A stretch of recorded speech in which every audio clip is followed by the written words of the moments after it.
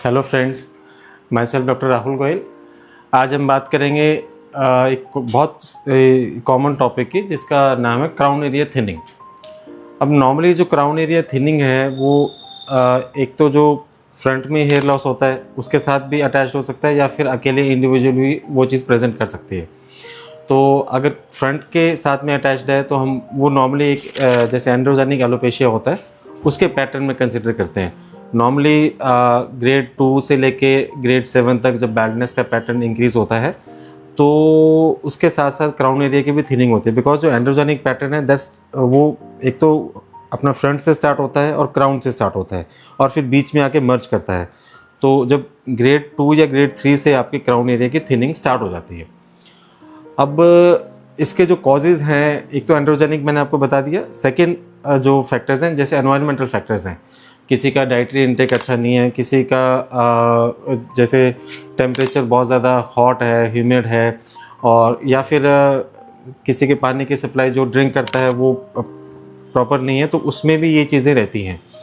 तो crown area thinning में जो इम्पॉर्टेंट है वो हमने ये देखना है कि एक तो इसका कॉज क्या है, सेकेंड फिर इसका ट्रीटमेंट क्या है।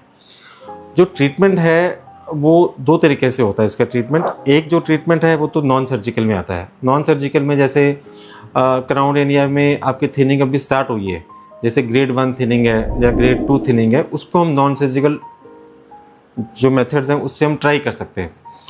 नॉन सर्जिकल में क्या क्या आता है, एक आपका आता है PRP, सेकेंड आता है आपका GFC। PRP जैसे आप लोग जानते हैं कि PRP के नॉर्मली 4 से लेके 6 सेशन तक होते हैं एक महीने के गैप पे, और GFC जो होता है that is growth factor concentrate.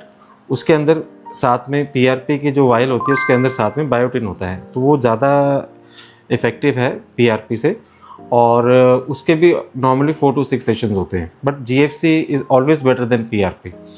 तो ये तो हो गए नॉन सर्जिकल मेथड्स। साथ में जो मैंने आपको थेरेपीज बताई PRP या GFC, इसके अलावा कुछ मेडिसिन भी हैं जो हमें साथ में यूज़ करनी चाहिए। जैसे सीरम हो गया है, या मिनॉक्सिडिल है, या फिर फिनेस्ट्रेट की टैबलेट है, या मिनॉक्सिडिल की टैबलेट है, जो नॉन सर्जिकल चीज़ों के अंदर इंक्लूड होती हैं। तो मेडिसिन प्लस PRP और GFC, ये तो हो गया आपका नॉन सर्जिकल मेथड जो हेयर ट्रांसप्लांट का है क्राउन एरिया थिनिंग के लिए। सेकेंड फिर जो मेथड है दैट इज सर्जिकल मेथड, जिसको हम हेयर ट्रांसप्लांट बोलते हैं।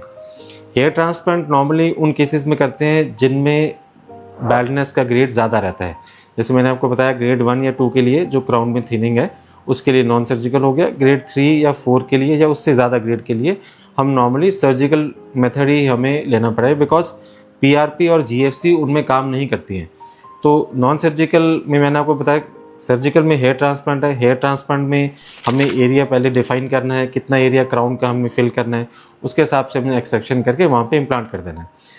क्राउन एरिया की थोड़ी सी प्रॉब्लम ये रहती है नॉर्मली कि क्राउन एरिया की ब्लड सप्लाई कम होती है, तो वहाँ के जो रिजल्ट्स हैं as compare to the front थोड़े से स्लो रहते हैं, और that takes a usually longer time. मतलब जो उनका रिजल्ट है वो एक तो लेट स्टार्ट होता है जो क्राउन एरिया का रिजल्ट है अगर हम हेयर ट्रांसप्लांट करते हैं।